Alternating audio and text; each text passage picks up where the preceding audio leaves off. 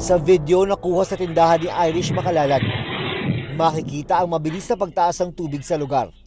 Nag-start po yung ulan nung araw na yon, mga 2:00 po ng pahapon. Akala po namin normal na ulan lang siya. Habang tumatagal po, napapansin namin na parang tumataas na yung tubig. Agad-agad.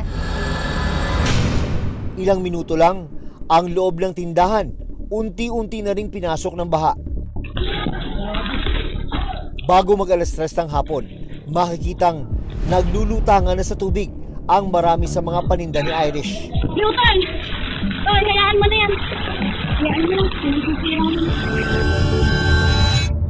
Maging ang refrigerator, nalubog na rin sa tubig. Kasi po yung tubig, umabot po talaga dito sa first layer ng bigas.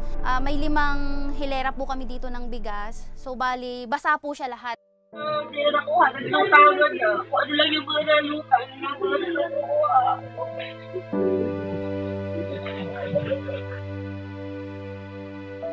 Kasi nga, hindi naman ganito. Yun ang isip ko. Hindi naman kami binabaha ng ganito talaga.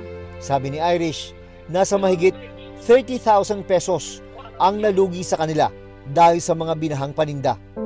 Sa kagaya po namin na ganitong mga small business owner po, hindi naman po sasabihin na malaki yung kita eh. Talagang magtsatsaga ka po sa piso, 2, 3. Nanghihinayang talaga ako.